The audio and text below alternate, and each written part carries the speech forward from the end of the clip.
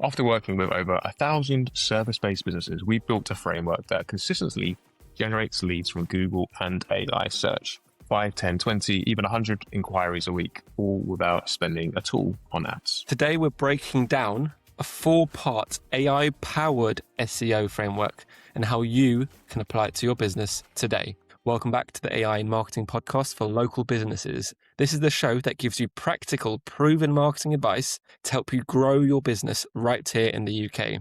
My name's Adam. I'm a best-selling Amazon published author, AI enthusiast and AI presenter, founder of www.websitedesigners.london. We've helped businesses generate tens of millions online through smarter design and marketing. I'm Josh. I'm the founder of ImproveMySearchRanking.com, a specialist SEO agency based in London, and a 3-time winner of the UK Search Awards. Over the past 10 years, we've worked with well over 1,000 businesses, helping them generate over £200 million in sales. And today, we're going to actually give you some insights based on real campaigns, real businesses, and real results. And these are our personal experiences as well, based on running businesses. The key point is that all 4 parts work together, so ensure to listen to all 4 parts and utilize them all. Let's get stuck in. Number 1 core principle is about your keyword strategy. Josh, go on. So we refer to this as a killer keyword strategy. It's just the kind of fancy name that we gave our keyword strategy. And a killer keyword is a keyword where you are targeting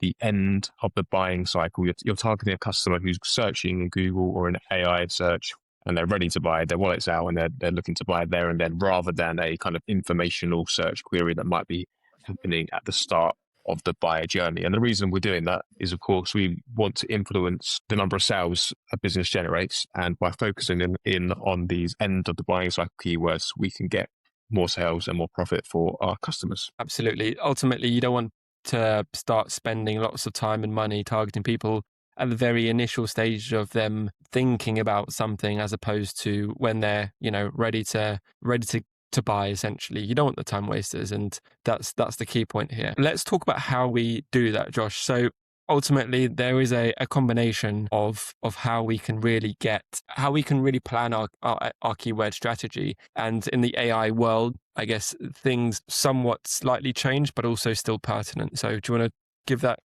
those key combinations? Yes. So to break things down practically and what you can go away and do yourself, and now with the use of AI will be super, super simple for you to do, is to simply think of all the services you as a business offer, make a big long list of those, and each of the locations you're willing to travel to. Then maybe chuck those into an AI search or ask ChatGPT, can you give me a list of every single location from this postcode to this postcode, and add this service at the end of it or before it.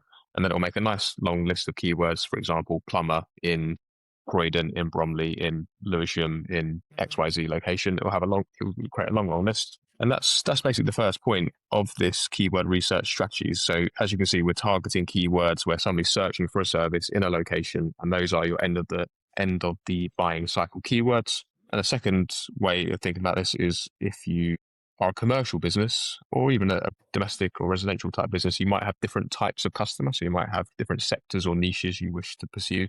So if you're a cleaning company, you might do office cleaning, you might do car showroom cleaning, you might do all different types of event cleaning, after builder cleaning, various different types of niches. And again, you want to make a long list of each of these. Maybe ask AI to help you. So you want to make 2 lists, one of each of your services, one of each of your sectors, and then bolt on all of your locations. So an example would be, as I said, plumber in Bromley, plumber in Croydon, plumber in Lewisham, etc., etc. Absolutely. And look, this is very crucial. And I almost feel like whenever people watch or people do videos online about ranking higher in SEO, they always think about this magic bullet. And in fact, it's very mathematical. Well, I say mathematical. It's not arithmetic, but it's very structured. There's a method to it, right? Being able to the various services you offer, the various locations you offer, and the sector niche, if you do have a sector that you can target, being able to generate a bunch of pages which are very value add, unique, and written well with your EEAT, your expertise. What was the second E? Expertise, experience. There we go. And then authority, trustworthiness. Yeah. Being able to demonstrate each of those 4 things on each page that you generate will also be key, because an AI generated page for 200 pages is significantly less valuable than being able to demonstrate all those 4 things. And AI can't really convey your experience as well as you do. Exactly. One final step on this first point is you need to take those keywords we just generated, those lists of combinations, and chuck them in another piece of software. So, for example, the Google Keyword Planner, SEMrush, Ahrefs, or an API like Data for SEO. And then that will give you the actual data, how many people are searching for each of those different keyword combinations. And then you can kind of prioritize and organize those keywords. You can disregard any that have 0 searches and pursue the ones that have the most demand. Absolutely. And that nowadays there are increasingly free trials for these things, because your SEMrush can be quite expensive, but Google Keyword Planner is it's free. You just need to have an ads account, I think, in order to link to it, and you can create that for free too. Yeah, I think you have to spend £10 in a month or something, then you get full access to it. So Google Keyword Planner. Yeah, it's well worth it. There are free versions, like I think Neil Patel has a keyword planner, and I think he used to charge on a monthly basis, but now I think he's realized the power of AI, and so you can buy it for a one-off fee. So, but yeah, look, ultimately you need to create pages for each of those keywords, and if you do want to use AI and be a bit more efficient, you can get penalized by Google if you generate lots of pages that don't have much content on there. My golden rule, and this is a golden rule, this isn't Google's rule, this is Adam's rule. I would say bare minimum 500 words, aim for 750 to 1,000 words. I don't know if you have a golden rule that you use, Josh. I think it depends on the keyword. So every keyword is different. For some keywords, it might only be 400 words. For some keywords, you might need 5,000 words to get to the top positions, I suppose. But yeah, just need to be careful not to generate thousands and thousands and thousands of pages based on these ideas you just come up with, and then publish those on your site tomorrow, because that will be a huge red flag, and Google will penalize your site if you do so. So you should gradually build up to be safe. There's been loads of examples I've seen on LinkedIn and elsewhere where people have seen tremendous growth when they've done this. They've used AI to make hundreds of pages a month, thousands of pages a month, and then their traffic's gone from 0 to 10,000, and then one day later their site gets blacklisted and they completely disappear from Google. So you have to be careful with that. Yes, and Google will penalize what they call thin content, i.e. content that doesn't really have much. It's just a page with a few sentences on there, for example. So just be careful of that, and you can literally search for Google's spam policy and scaled content abuse as well. Exactly. Cool. Perfect. So number 2, lead generation principles, or also known as conversion rate optimization. Take it away, Josh. So this is, I feel, like one of the most underrated SEO tactics. It's often not even thought as being SEO, but Google pays close attention, as do the AI search engines, to how people interact on your website. What's the conversion rate? What's the engagement rate? Do people bounce off after 1 second? They're paying attention to that information. And if you're failing in that regard, you're not going to rank highly in the AI results or in Google. So we need to be thinking about how can we engage and convert our visitors as effectively and as efficiently as possible. So there's various things you can do here. So first and foremost, to design a nice website, nicely designed website. Maybe you can ask Adam for some help on that. Absolutely. That is another underrated factor, I suppose, is the overall design. You need to look like a professional organization. You need to have high quality imagery.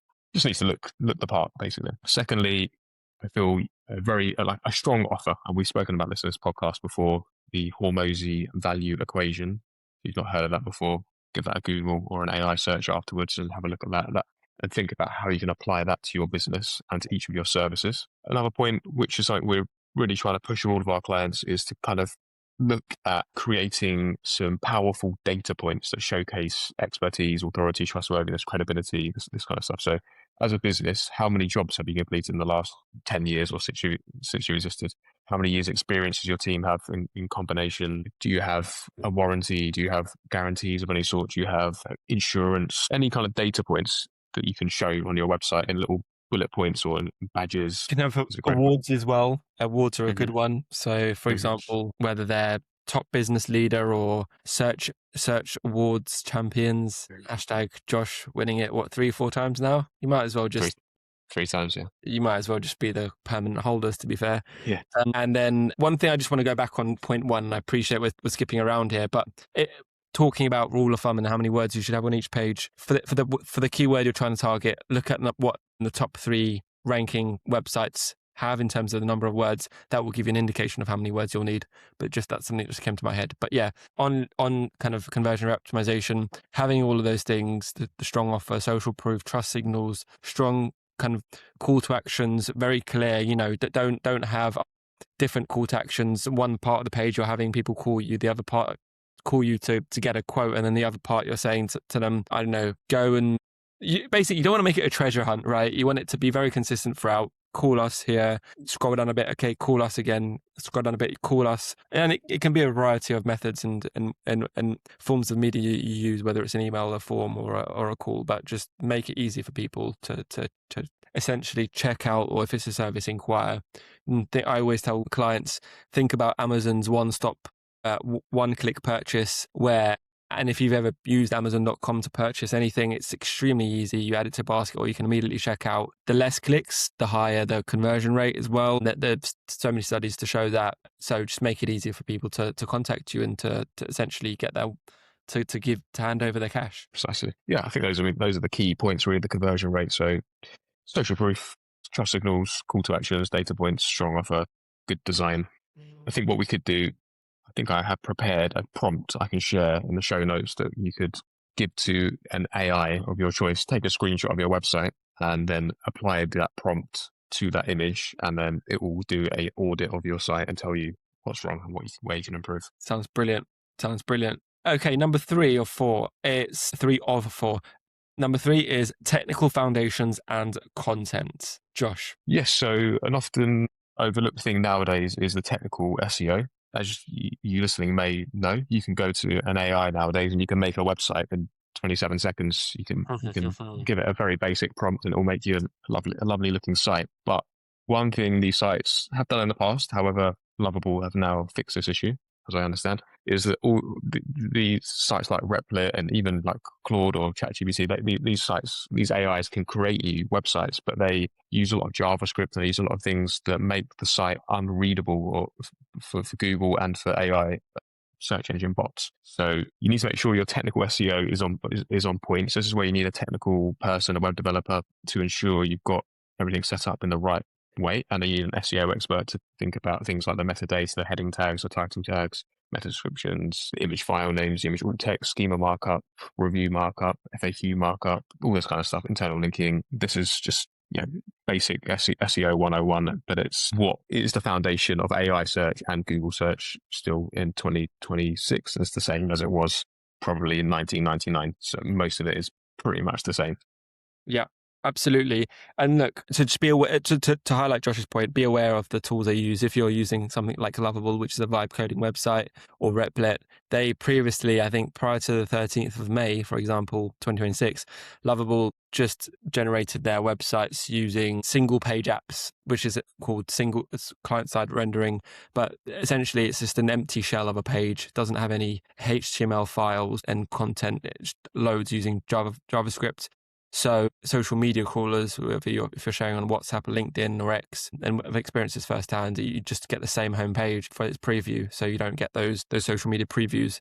However, and there are ways around it. So if you do have a website that has that issue, or you're using a vibe coded website, or you've used AI to generate your website, you can use something like Replit, which allows you to essentially, without getting too technical, give you that full HTML output. So SEO, for SEO purposes. And so essentially AI engines like ChatGPT, Perplexity, Claude, and verified crawlers like Microsoft Bing and Google can actually see each page. So there are ways around it.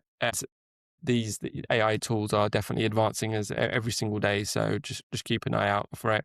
If you don't know, then a good way to test is go on about 3 pages, different pages of your website, and try sharing it with a friend on WhatsApp. If you see the same output, i.e. just the homepage on every single 3 pages when you share the kind of, in terms of the preview, then you know you're not getting that. Well, it could be, that could be a number of reasons, but it could be that you're not getting that full HTML output, which means it's no good for SEO. Yeah. Another quick way of doing it is if that site's been around for a while, if you go to Google, type in the word site and then colon, and then type out your domain name, press enter, you'll see if any or many of your pages have been indexed or found. Fab. Okay. The fourth and most, very important, it's reporting and continuous improvement. You can't just do SEO once after this call and never revisit it. Otherwise, you're just going to be great for a day, and then you'll just end up being, if you're position 1, page 1, and you stop, you can ending up on kind of page 10, position 10, and not get any traffic. So SEO should be tracked regularly. And a key thing that we always see is our businesses that are very short-termist. They kind of spend, a few hours or maybe a few £100 for a few months, and then they end up stopping, and then they regress quite significantly. So, and the great thing about SEO is you got to be persistent. It's a medium to long-term kind of online marketing strategy, I'd say, Josh. I don't know if you disagree there, but treat it as such. Invest in it. If you do invest in it enough in the right way, obviously, you can see great significant gains for your business. Absolutely. Yeah. So this section is all about continuous improvement after reporting, after reviewing and seeing how you're doing. So there's a few things that you should track as a business, in my opinion. There's a new one actually that came out just this week that is worth considering. So there's normally three KPIs that we report on and seek to improve upon on a monthly basis across all of our campaigns. Firstly is the organic traffic, how many visitors you get into the website from Google and other search engines. Secondly, the rankings for the keywords. So in section 1, we spoke about targeting particular keywords. Let's make sure we review where each of those keywords appear in AI and in Google over time. So there's different softwares like Ahrefs or Moz or Profound and SEMrush, where you can track your positions both in Google and in AI. Thirdly, conversions, which is probably most important. Yeah, how many sales are you getting? And again, that's why we're targeting those end of the buying cycle keywords rather than informational phrases that AI can just give you an answer to without leaving the environment of the AI or Google search engine. So 3 main things are traffic, rankings, conversions.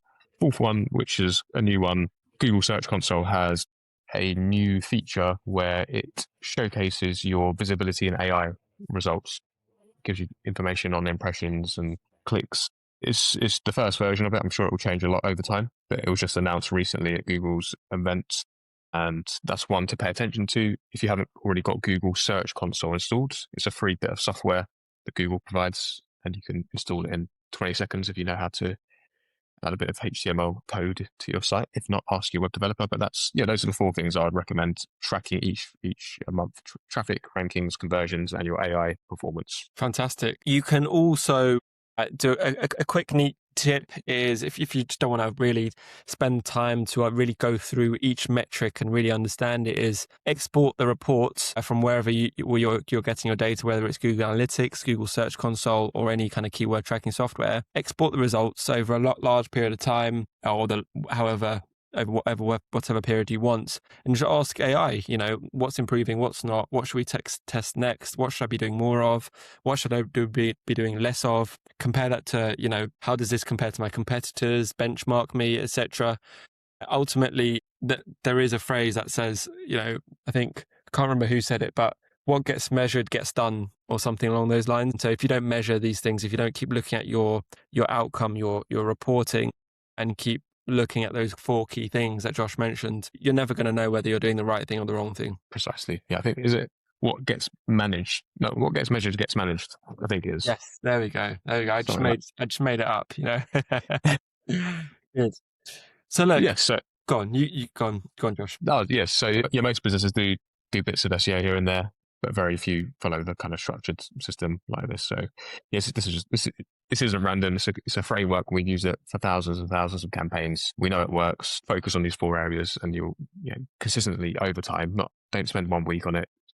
Do this for months and months and years, and continuously improve in each of these areas, and you'll see results. Absolutely. If you implement just this framework, these 4 key things, if we just recap here: number 1, killer keyword strategy, aim for the high intent, high conversion keywords.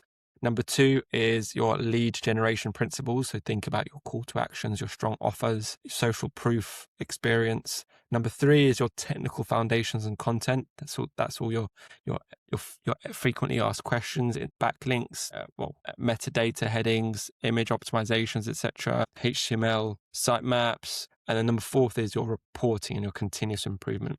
If you just use those 4 bits of framework properly, you're going to have a great time. You need to rely on ads and spend per pay per click to generate leads. Your organic SEO will be able to help you out. So it's not about, this isn't some trickery or some magician kind of cooking up something here. It's just about following that framework. So follow the system and the results will absolutely take care of themselves. And if you've enjoyed listening to us, please do hit that follow button, give us 5 stars, and it'll really help us reach other people as well. And do share this with a friend and leave a comment. Thank you.